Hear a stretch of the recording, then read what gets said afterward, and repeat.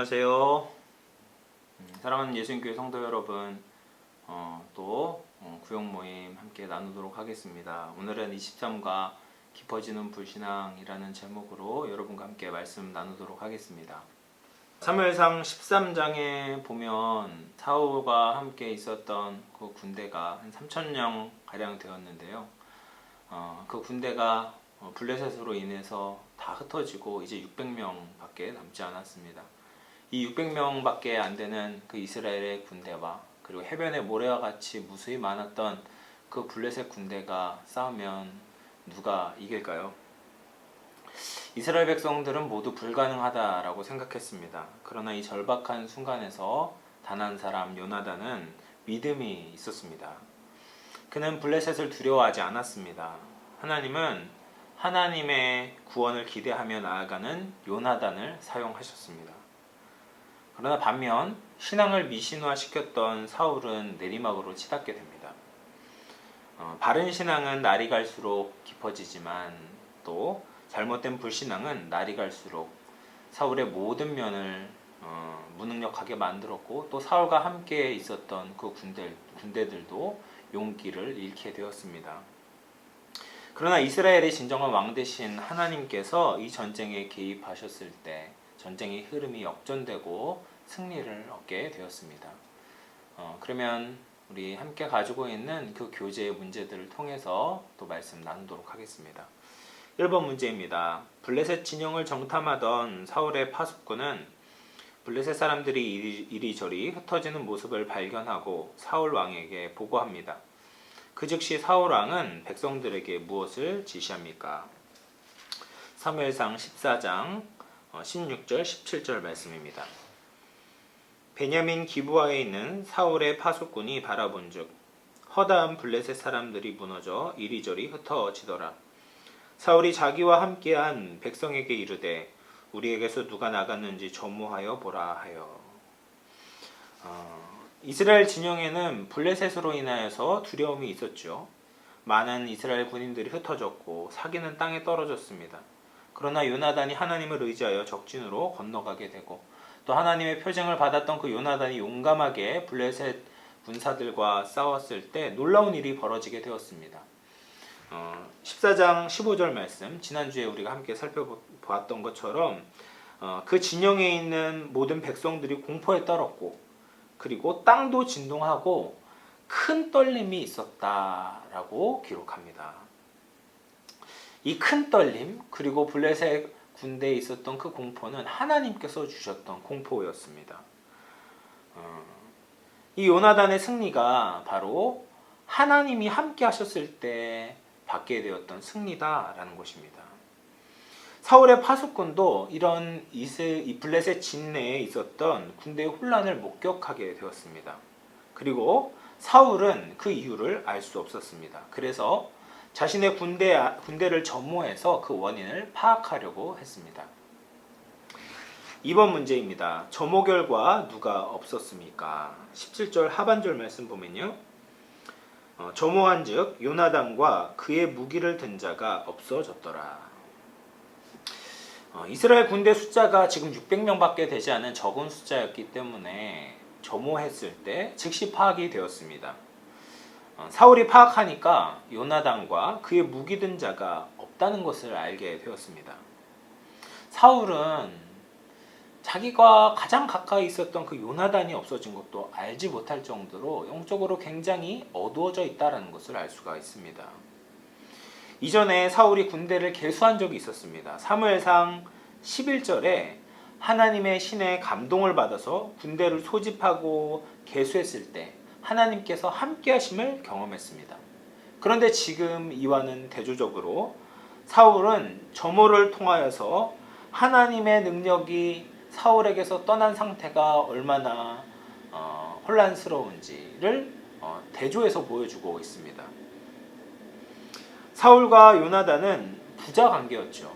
육신적으로 굉장히 가까웠고 또 혈육적으로도 가까웠고 또 같은 진내에 있었기 때문에 거리적으로도 가까웠지만 이 요나단과 사울은 정말 다른 모습을 보여줍니다.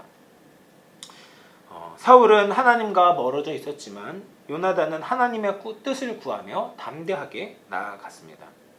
거리적으로 혈육적으로는 가까울 수 있지만 신앙적으로는 다른 길을 가고 있는 이런 안타까운 상황을 요나단과 사울을 통해서 우리가 발견할 수 있습니다. 3번 문제입니다. 사울왕은 제사장 아히야에게 어떤 지시를 내립니까? 18절 말씀입니다. 사울이 아히야에게 이르되 하나님의 궤를 이리로 가져오라 하니 그때에 하나님의 궤가 이스라엘 자손과 함께 있음이니라. 아멘. 사울왕은 제사장 아히야에게 하나님의 궤를 가져오라고 지시합니다. 지금 사울왕은 마음이 급해졌습니다. 왜냐하면 그 블레셋 진영 안에 있는 혼란스러운 상황이 자신들이 공격하기 굉장히 좋은 기회다라는 것을 알게 되었기 때문입니다. 그래서 사울은 성급히 제사장 아히야에게 하나님의 궤를 가지고 오라라고 말합니다. 아히야라는 사람 어디에서 갑자기 등장했을까요? 이 아히야는 엘리의 증손이었는데요. 사무엘이 사울의 범죄로 말미암아 떠났을 때 사울은 아마 종교적인 구색을 갖추기 위해서 엘리의 증손이었던 아히야를 데리고 오고 그에게 에봇을 입히고 제사장의 역할을 감당하게 했던 것 같습니다.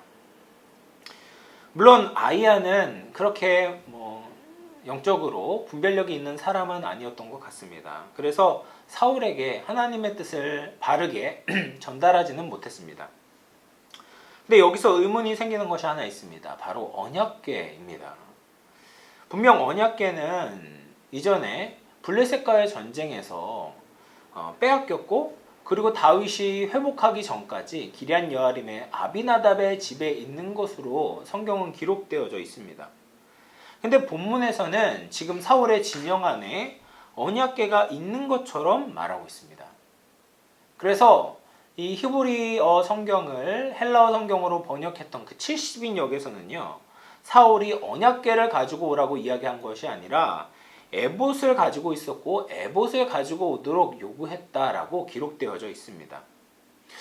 정말 사울이 그 아비나답의 집에 있었던 언약궤를 가지고 왔는지 아니면 에봇을 가지고 오라고 했는지 확실하지는 않습니다. 하지만 더 중요한 것은 지금 사울과 엘리의 증손이었던 아히야가 예전에 엘리의 아들 홈니와 비느하스가 저질렀던 그 잘못과 동일한 실수, 동일한 죄를 저지르고 있다라는 것입니다.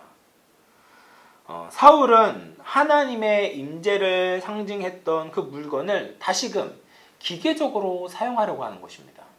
그 임재를 상징하는 물건이 언약궤이든 에봇이든 중요한 것이 아니라 그 물건을 기계적으로 마치 점치는 것처럼 다시금 사용하려고 한 것입니다.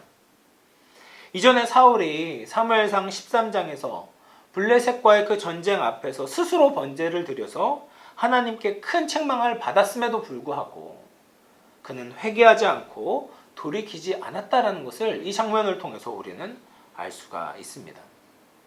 이런 사울과 그리고 엘리의 증손 아히야와는 하나님께서 함께 하실 수 없었습니다. 4번 문제입니다. 블레셋 진영의 소동이 점점 커지자 사울왕은 승리를 확신합니다. 이에 사울왕은 제사장에게 무엇을 지시하십니까? 19절 말씀입니다. 사울이 제사장에게 말할 때에 블레셋 사람들의 진영에 소동이 점점 더한지라.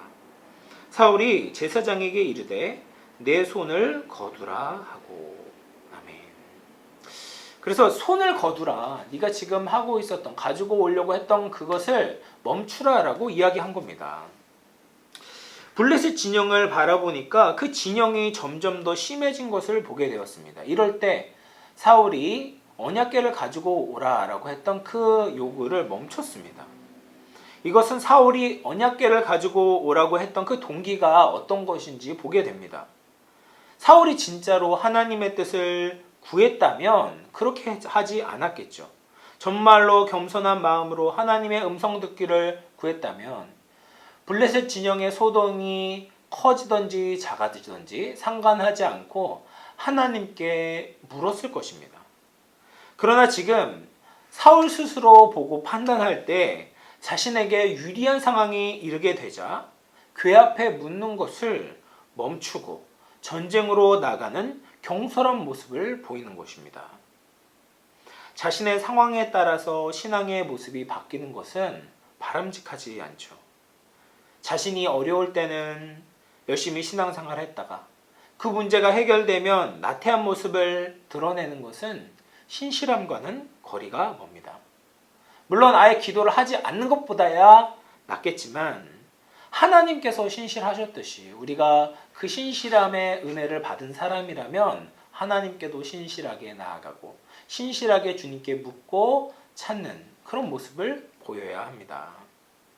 사울의 이런 기회주의적인 신앙의 자세는 우리가 경계해야 하는 자세일 것입니다. 5번 문제입니다. 사울 왕과 백성들은 뒤늦게 전장에 나갑니다. 그때 그들이 목격한 것은 무엇입니까? 20절 말씀입니다. 사울과 그와 함께한 모든 백성이 모여 전장에 가서 본즉 블레셋 사람들이 각각 칼로 자기 동무들을 침으로 크게 혼란하였더라. 아멘. 블레셋 진영의 소동이 커지자 사울은 하나님께 묻는 것을 중단하고 군사들을 모아서 블레셋 진영으로 쳐들어갔습니다. 그리고 사울과 그의 병사들이 그곳에서 본 장면은 예상과는 달랐습니다. 그들은 아마 그 진영에 점호할 때 없었던 요나단과 그의 병기든 자가 열심히 싸워서 승리하는 모습을 기대했을 것입니다. 그러나 실제로 그들이 보았던 것은 블레셋 사람들끼리 서로 싸우는 모습을 보게 됩니다. 블레셋 군인들의 이런 모습은 사울의 군대의 사기를 높이는 원동력이 되었을 것입니다. 그리고 블레셋 군대가 스스로 자멸하는 것은 이 전쟁이 사람의 힘으로 된 것이 아니라 하나님께서 이 전쟁을 주관하고 계신다는 것을 명확히 나타내주는 장면이라고 할 수 있습니다. 6번 문제입니다. 요나단을 통해 하나님께서 전쟁에 개입하시자 상황이 역전되었습니다. 도망가거나 숨어있던 이스라엘 사람들은 하나님의 전쟁을 보고 어떻게 행동합니까? 21절 그리고 22절 말씀 보겠습니다. 전에 블레셋 사람들과 함께 하던 히브리 사람이 사방에서 블레셋 사람들과 함께 진영에 들어왔더니 그들이 돌이켜 사울과 요나단과 함께한 이스라엘 사람들과 합하였고 에브라임 산지에 숨었던 이스라엘 모든 사람도 블레셋 사람들이 도망함을 듣고 싸우러 나와서 그들을 추격하였더라. 아멘. 여기에 보면 블레셋 사람들과 함께 진영에 있었던 히브리 사람이 있었다라는 것을 보게 됩니다. 이들은 아마 블레셋의 포로로 잡혀가서 강제로 용병으로 징병되었던 사람들이었을 것입니다. 그런데 지금 큰 떨림과 큰 공포가 그 블레셋 진영에 이르게 되자 이들이 블레셋을 위해서 싸우는 것이 아니라 블레셋 군과 맞서서 싸우는 일에 참여하고 있다라는 것입니다. 아마도 이 모습을 보았을 때 사울 일행이 보았을 때 블레셋 사람들끼리 서로 싸우는 것으로 보였을 것입니다. 그 원래 블레셋 진영에 있었던 그 군사 히브리 사람이었지만 블레셋 진영에서 싸웠던 그 군사들이 사울 편에 서서 블레셋 사람들과 싸웠기 때문에 서로 싸우는 것처럼 보였던 것이죠. 또한 에브라임 산지에 숨어 있었던 사람들도 용기를 얻고 블레셋 군을 추격했습니다. 이 사람들은 사무엘상 13장에 블레셋 군대를 보고 겁에 질려서 이스라엘 진영을 이탈했던 사람들이었습니다. 용장 밑에 약졸없다라는 말이 있죠. 이 용맹한 리더이신 하나님의 역사하심을 보고 군사들이 용기를 낸 것입니다. 요나단을 통해 하나님께서 일하심을 목격한 군사들은 이제 영적인 잠에서 깨어나 블레셋과 목숨을 걸고 싸우게 되었습니다. 이런 사실은 사울이 더 이상 이스라엘의 실질적인 왕이 아니라 하나님만이 이스라엘의 진정한 왕이시고 승리를 가져다 주실 수 있는 통치자라는 것을 잘 보여주는 것이죠. 7번 문제입니다. 사울왕의 불순종과 불신앙에도 불구하고 하나님은 이스라엘을 어떻게 하십니까? 23절 말씀입니다. 여호와께서 그날에 이스라엘을 구원하심으로 전쟁이 베다웬을 지나니라. 아멘. 이 말씀이 바로 블레셋과의 그 믹마스 전투 기사의 결론적인 진술입니다. 여호와를 주어로 사용해서 하나님께서 요나단과 그의 병기된 자, 지진과 큰 공포, 그리고 블레셋 군대 안에 있었던 히브리인, 그리고 에브라임 산지에 숨어 있었던 히브리인까지도 사용하셔서 이스라엘이 승리할 수 있도록 역사하셨다라고 분명히 증거하고 있습니다. 이 말씀은 출애굽기 14장 30절 말씀을 그대로 인용한 것입니다. 출애굽기 14장 30절은 그날에 여호와께서 이같이 이스라엘을 애굽 사람의 손에서 구원하시매라고 말씀하십니다. 이 여호와께서 이스라엘을 구원하셨다 이 말이 똑같이 여기에서부터 인용되어져서 쓰여진 것이죠. 홍해에서 애굽의 큰 군대에서 기적적으로 구원해 주셨던 그 하나님께서 지금 블레셋과의 전쟁에서 승리로 이끌어 주셨다라고 고백하는 것입니다. 14장 6절에 요나단이 이렇게 고백하죠. 우리가 이 할례 받지 않은 자에게로 건너가자.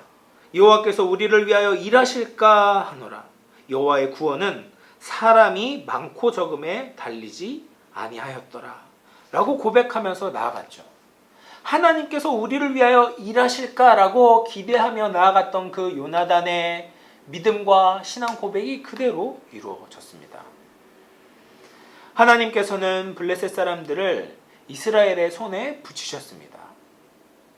이 벳아웬이라고 이야기하는 이 벳아웬이라는 지역의 의미는요, 사악한 집이라는 뜻입니다.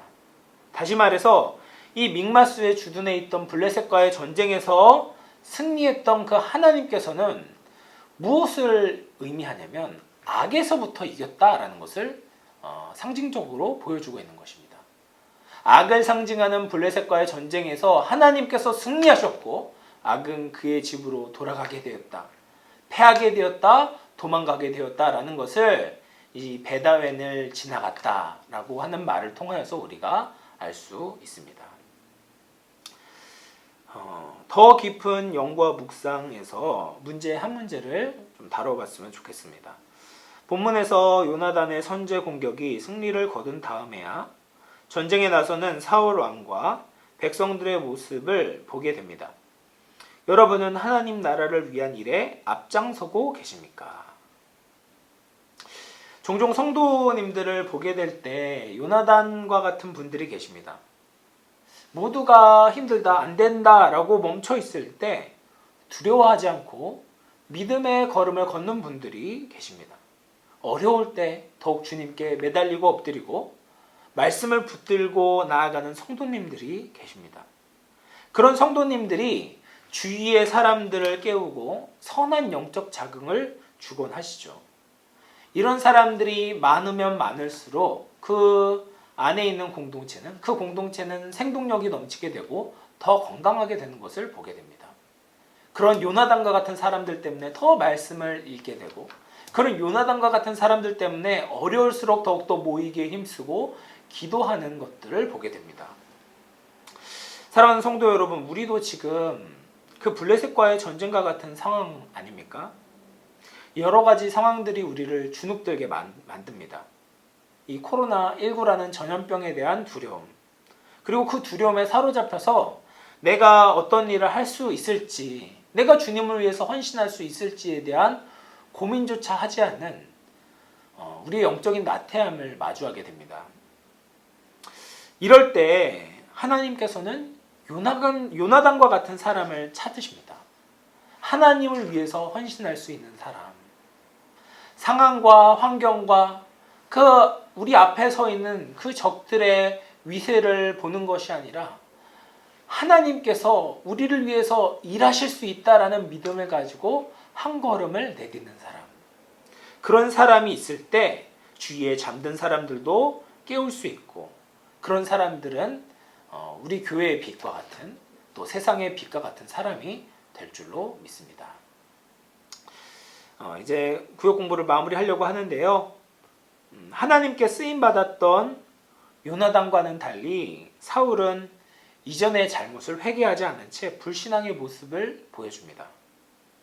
과거에 미신적으로 하나님께 대하여서 멸망했던 그 이스라엘의 실수, 홈리와 비나스의 실수를 똑같이 되풀이하는 사울에게 하나님은 함께 하실 수가 없었습니다.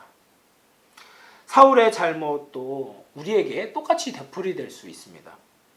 기회주의적인 신앙, 하나님께서 기뻐하시지 않습니다. 하나님을 마치 미신적으로 사용하는 그런 신앙, 하나님께서 기뻐 받으시지 않습니다. 진정성 없이 하나님을 대하며 자신의 필요를 따라서 하나님을 사용하는 것은 하나님 중심의 신앙은 아닙니다. 우리가 역경을 바라보지 않고 오직 하나님만을 바라보며 나아가는 믿음이 필요할 때입니다. 상황에 목매어 두려움에 사로잡히는 것이 아니라 오직 주님을 위해 앞장서며 헌신하는 주님의 군사들이 우리 모두 될 수 있기를 주님의 이름으로 축복합니다. 함께 기도하도록 하겠습니다. 살아계신 하나님 아버지, 감사합니다. 하나님, 오늘도 주의 말씀을 통하여서 우리를 깨닫게 하심을 감사합니다. 하나님, 우리의 믿음이 사울과 그 군사들과 같은 믿음인지, 아니면 우리가 요나단과 같은 믿음을 가지고 있는지 다시금 우리의 믿음을 점검합니다. 하나님, 우리가 우리 앞에 마주 놓여져 있는 그 큰 적, 블레셋과 같은 적 때문에 우리가 위축되어져 있고 우리의 신앙에 뒷걸음질 치지는 않는지 하나님, 우리의 모습을 돌아보고 회개합니다. 하나님, 용서하여 주시고 다시금 우리가 신앙의 열심을 내게 하시고 요나단과 같이 상황을 바라보는 것이 아니라 하나님께서 우리를 위하여 일하실 수 있다, 우리를 구원하여 주실 수 있다라는 믿음을 가지고 담대하게 한 걸음 한 걸음 나아갈 수 있는, 그래서 그 믿음의 승리를 쟁취할 수 있는 사랑하는 우리 모든 예수님교회 성도들 될 수 있도록 은총 베풀어 주시고 붙들어 주시옵소서. 이 코로나19라는 어려운 상황 가운데 오직 주님께만 우리의 시선을 두고 시선을 고정시키고 믿음의 선한 싸움을 싸우고 달려나갈 수 있는 우리 모두가 되기를 기도합니다. 함께 하실 것을 믿사옵고 감사드리며 이 모든 말씀 살아계신 우리 구주 예수 그리스도의 이름으로 기도드립니다. 아멘. 감사합니다.